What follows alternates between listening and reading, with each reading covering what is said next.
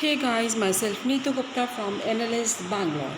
So in this session I am taking up legal current affairs which are very important. So in the last session we have discussed the topic regarding impeachment of US president. ठीक है, तो US president को impeach किया था, वो recently news में था 2019 में डोनाल्ड ट्रंप को, ये थर्ड प्रेसिडेंट है जिसको इम्पीच किया था।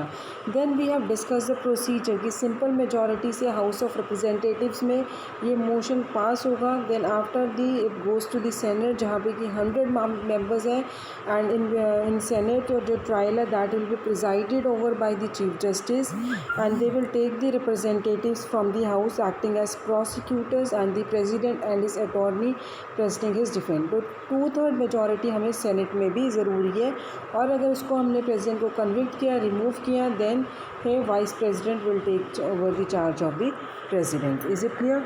सो इसी तरह से हमने इंडिया के प्रेसिडेंट के बारे में पढ़ा था कि जो इंडिया का प्रेसिडेंट है उसको इम्पीच कर सकते हैं किस ग्राउंड पे?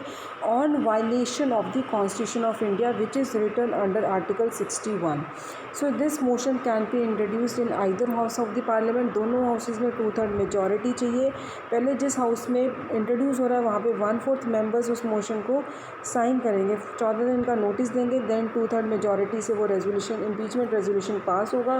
Then it will be send to the other house. दूसरे हाउस में भी 2/3 मेंबरशिप चाहिए। Is it clear? Now we are going to discuss about the pardoning powers of the president. अब ये के इशू में ये टॉपिक है जो ये इलीगल करंट अफेयर्स में किस तरह से आया है। Now there is a very famous case, Nirbhaya case, जिसके बारे में सब ने सुना होगा, निर्भया केस।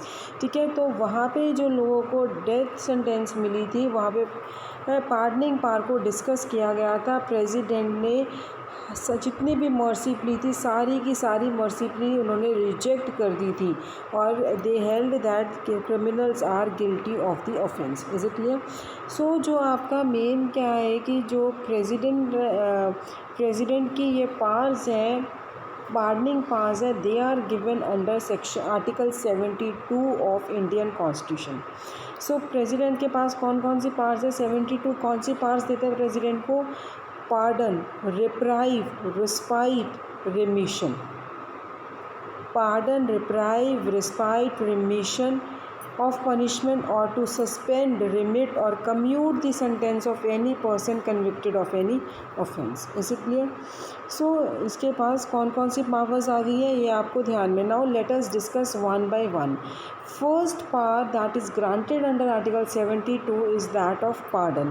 पार्डन का मतलब है कि जो ऑफेंडर को पनिशमेंट मिली थी उस पनिशमेंट को कम्प्लीटली एब्जॉल्व कर दिया है और ऑफेंडर को उसी पोजीशन पे ला दिया कि उसने कभी ऑफेंस कमिट किया ही नहीं था। Is it clear?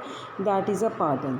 So pardon completely absolves the offender from all the sentences and punishments and disqualifications and places him in the same position as if he had never committed the offense. Is it clear? Next part is commutation. Commutation में क्या है? यहाँ पे एक punishment के बदले दूसरी punishment दे रहे हैं। Is it clear? It means कि उसको कम पनिशमेंट मिल रही है, लेस सीरियस पनिशमेंट मिल रही है। फॉर एग्जांपल आपको रिग्रेस इम्प्रिजनमेंट मिली थी, अब रिग्रेस है वो आपको सिंपल इम्प्रिजनमेंट दे रहे हैं। Is it clear? So exchange of one thing for another और to replace the punishment with lesser severe punishment. Third is reprieve.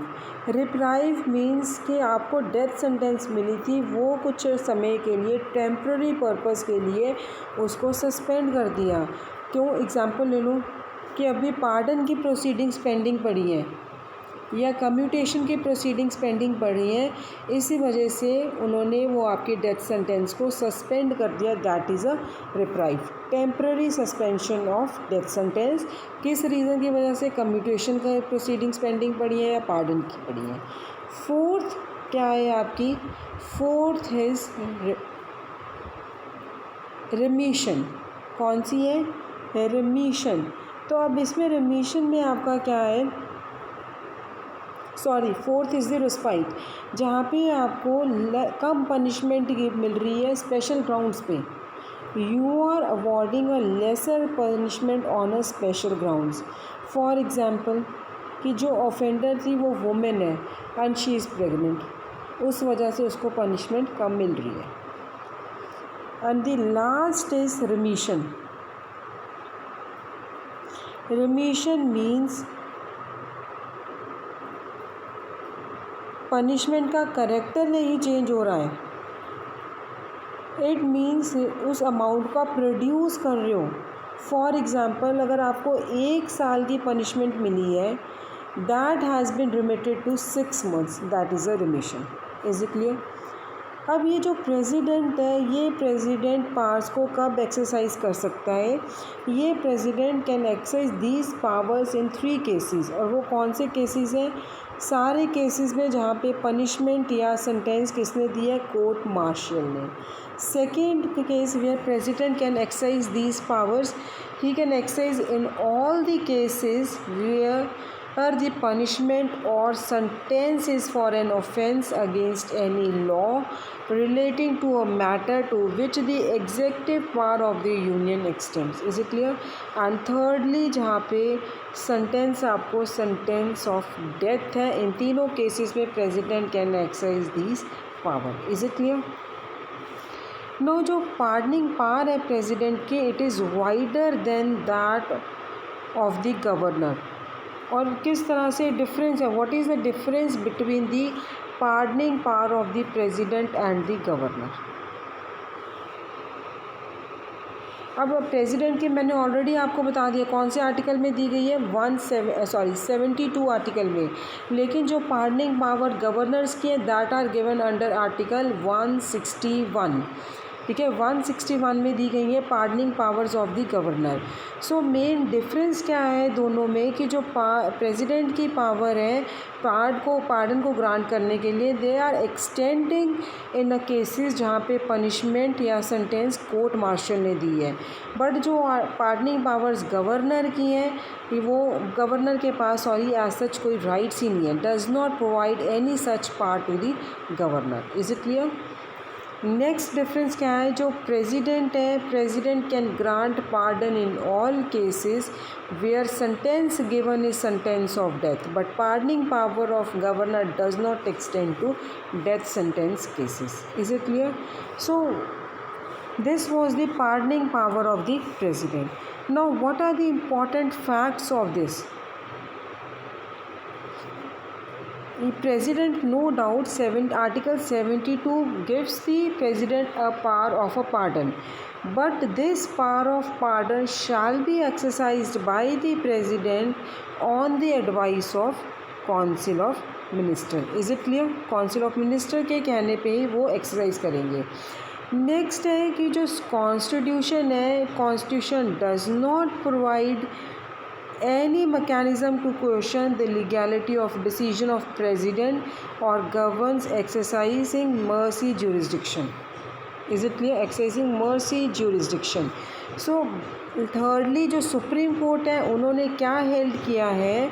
Supreme court ने कहा है कि जो पार्डनिंग पावर्स है प्रेसिडेंट की, that shall be exercised in a reasonable time frame. तो ये आपके इम्पॉर्टेंट फैक्टर्स थे. So this was the topic regarding pardoning power of the president. Is it clear? Article 72 में किसकी है? प्रेसिडेंट की है. आर्टिकल 161 में किसकी है? गवर्नर की है. तो उनके हमने जो 72 में थी वो सारी की सारी राइट्स डिस्कस कर ली है. Pardon, commutation, respite, reprieve, remission.